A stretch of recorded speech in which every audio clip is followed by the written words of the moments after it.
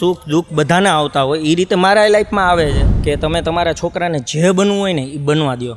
તમારા સપના એની ઉપર ના થોપો કે આ શું આવા ડિસ્કા કરસ, આવું શું કરસ કે ભવાડવા લાગે, ખરાબ લાગે, આવી ભાષાના પ્રયોગ કરીને મને કહેતા. રાજકોટ ગપસપ સિરીઝના 5th એપિસોડમાં આપનું સ્વાગત છે. આજે આપણા ખાસ મહેમાન છે અર્જુન ગજ્જર, કે જેમણે આપણે યુટ્યુબમાં મામું બનાવ્યો કાર પ્રેન્ક વિડીયોઝમાં જોંગો નામથી પણ ઓળખીએ છીએ. જોંગો નામ બાકી જોરદાર છે. હા, જોંગો નાડી. છેલ્લા 2 વર્ષમાં 100 કરતાં પણ વધુ વિડીયોઝ બનાવ્યા અને એમાંના ઘણા વિડીયોઝ મિલિયન્સ વ્યૂ સુધી પહોંચી ગયા અને મામું બનાવ્યો કાર પ્રેન્ક ચેનલ જે છે એમાં 3 લાખ સબસ્ક્રાઇબર્સ કમ્પ્લીટ થવા જઈ રહ્યા છે. પણ શું તમે જાણો છો કે આ કાર પ્રેન્ક વિડીયોઝ બનાવવામાં કેટલી મહેનત લાગે છે અને એમાં શું ચેલેન્જીસ ફેસ કરે છે? તો આપણે આજે અર્જુન ગજ્જર સાથે વાત કરીશું અને એ વિશે વધુ જાણીશું. તો અર્જુનભાઈ, સૌથી પહેલાં તો મને એ જણાવો કે તમે અને આરજે વિનોદ બંને કેવી રીતે મળ્યા? તો ભાઈ એ તમને મળવાની વાત કરું ને તો અત્યારે અમારા કાર પ્રેન્કના ઘણા ચાહકો હોય તો તમને અત્યાર સુધીમાં ખબર નહીં હોય કે આરજે વિનોદનો છે ને હું ખુદ ચાહક હતો કે રેડિયોઝમાં એના મામું આવતા હતા ને ત્યારનું હું એમને સાંભળતો. મને ખુદને નહોતી ખબર કે હું એની સાથે કામ કરીશ. કે વાત કરી કે ઇન્સ્ટાગ્રામમાં અમે ઘણા ટાઈમથી ફ્રેન્ડ હતા ને વાતચીત થતી ને એ ટાઈમ ટિકટોકનો ટાઈમ હતો કે જ્યારે હું એ ઇન્સ્ટાગ્રામમાં રીલ મૂકતો ટિકટોકની તો એ ટાઈમે મારા એ ખુદ વખાણ કરતા કે તમને સારી એક્ટિંગ આવડે છે આ તે, પણ કોઈ દી મને એ નહોતી ખબર કે હું એની સાથે આ કામ કરીશ. તો અર્જુનભાઈ, તમારા ફેમિલીમાં કોણ કોણ છે અને એમનો તમને આ બાબતમાં સપોર્ટ કેવો રહ્યો છે? મારી ફેમિલીમાં અત્યારે હું ને મારા પપ્પા રહી છીએ ને કોરોના ટાઈમે મારા મમ્મી એમાં એક્સપાયર થઈ ગયા હતા. ને ફેમિલી સપોર્ટની વાત કરું ને તો જ્યારે મમ્મી હતા ત્યારે પણ મને સપોર્ટ બધી રીતે આપતા કે હું કાંઈ પણ કહું ને કે મમ્મી હું આ કરું કે પપ્પા હું આમાં જાઉં કે આ એક્ટિંગમાં, તો સેમય ના ન પાડતા. ને જાહેર આ જે વિડીયો જોવે, ઇન્ટરવ્યૂ મારું જોવે છે તો બધા મમ્મી પપ્પાને હું એટલું જ કહું કે તમે તમારા છોકરાને જે બનવું હોય ને એ બનવા દો. તમારા સપના એની ઉપર ના થોભો. તો અર્જુનભાઈ, તમારું ડેઇલી રૂટીન શું હોય છે અને તમે જે કાર પ્રેન્ક કરો છો એના માટે સમય કેવી રીતે મેનેજ કરો છો? દિવસની રૂટીનની વાત કરું તો સવારે તો સૌપ્રથમ હું મારા ઘરની નજીક મહાદેવનું મંદિર છે તો 365 દિવસ કહી શકો કે મહાદેવના દર્શન કરવા જાઉં.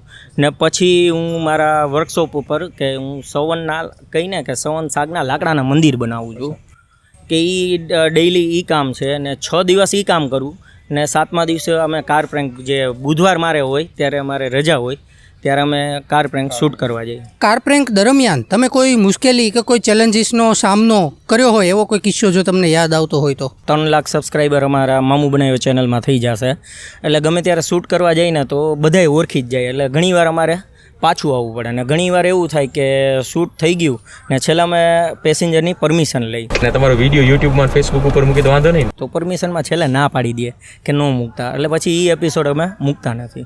એટલે આવી નાની મોટી ઘણી મુશ્કેલી આવી જાય. જોંગો અને અર્જુન ગજ્જર આ બંનેમાં શું ફર્ક છે? મતલબ કે તમે રિયલ લાઈફમાં પણ આટલી જ મોજ મસ્તી કોમેડી કરો છો કે બંને લાઈફ અલગ છે? જોંગાની ને જો અર્જુનની વાત કરું ને તો જોંગાનું કામ છે લોકોને હસાવાના, એન્ટરટેન કરવા. ને જ્યારે અર્જુનની વાત કરું ને તો અર્જુનની લાઈફમાં ઘણા બધા ચેલેન્જ છે, ઇમોશન્સ છે, કહીને કે સ્ટ્રગલ છે, ઘણું બધું છે. એનું કારણ છે કે જોંગો છે એ એક કેરેક્ટર છે કે એ માત્ર ને માત્ર લોકોને હસાવે છે.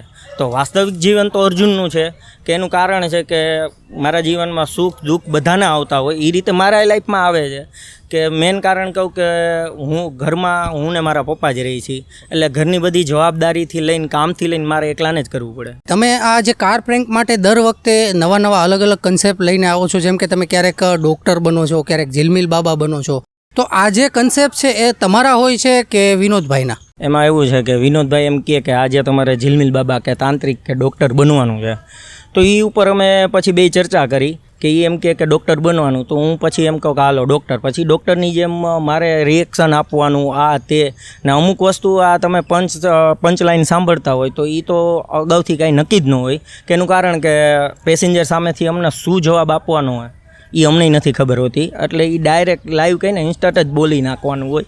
ઇનિશિયલ સ્ટેજમાં જ્યારે તમે ફેમસ નહોતા એ સમયમાં તમારા ફ્રેન્ડ્સ, ફેમિલી અને રિલેટિવ્સનું રિએક્શન કેવું હતું અને અત્યારે જ્યારે તમે ફેમસ છો ત્યારે કેવું રિએક્શન છે એ વિશે થોડું જણાવો. ઇનિશિયલ સ્ટેજની જો વાત કરું ને કે ટિકટોકનો ટાઈમ હતો ત્યારે ઘણા લોકો મને કહેતા, નામ નહીં લઉં એનું, કે આ શું આવા ડિસ્કા કરસ, આવું શું કરસ કે ભવાડવા લાગે, ખરાબ લાગે, આવી ભાષાના પ્રયોગ કરીને મને કહેતા. પણ મને ખબર હતી કે આ વસ્તુ શું છે ને આગળ જઈને આ વસ્તુ ત્યાં સુધી પોગશે ને અત્યારે જ એ લોકો કે જેવું આ કાર પ્રેન્ક વાયરલ અમારા થયા અને આખું ગુજરાત કહી તો ગુજરાત જોવે છે, ગુજરાતની બહારે ઘણા લોકો જોવે છે, તો અત્યારે એ જ લોકોના ટોન ને એ બધા જે રિએક્શન હતા ને તો એ લોકો અત્યારે એમ કહે છે મને ખબર હતી કે અર્જુન આ લેવલ સુધી પહોંચશે. કાર પ્રેન્ક વિડીયોઝના જે ચાહકો છે એ દર શનિવારે તમારા વિડીયોઝની રાહ જોતા હોય છે અને તમને પણ રિક્વેસ્ટ કરતા હોય છે કે વીકની અંદર 2 વખત આવા વિડીયો પબ્લિશ કરો. તો શું એ ખરેખર પ્રેક્ટિકલી પોસિબલ છે? તો આ બાબતમાં તમારું શું કહેવાનું થાય છે? હા, આમાં તો વાત કરું ને કે મહિને 4 અમે માંડ દઈ શકીએ છીએ.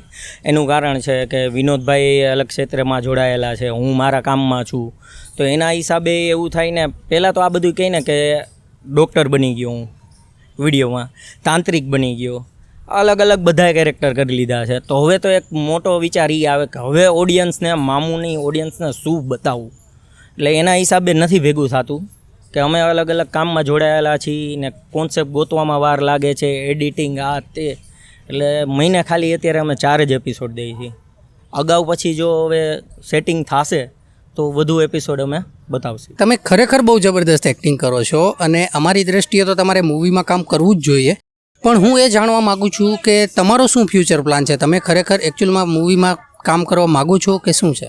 અત્યારે તો આ જે ચાલે છે એ તો બરોબર જ છે, અત્યાર સુધી વિચાર્યું નથી, પણ આગળ એવી કાંઈ તક મળશે તો 100% આપણે એમાંય ઝંપલાવશી મૂવી ક્ષેત્રમાં ને એમાં. મિત્રો, આ ગપસપ સિરીઝનો એપિસોડ તમને કેવો લાગ્યો એ કોમેન્ટ સેક્શનમાં જરૂરથી જણાવજો અને આપણે જોંગાભાઈને પણ પૂછીએ એમનું શું કહેવું છે.